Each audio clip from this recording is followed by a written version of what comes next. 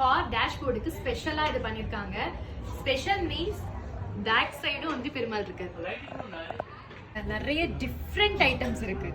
Copper coating Perumal இருக்காரு, அதுக்கப்புறம் silver coating, அது குட்டியாவே இருக்கு. ஸோ நம்ம காருக்கு இது வாங்கிடலாமா? கியூட்டா இருக்குங்க.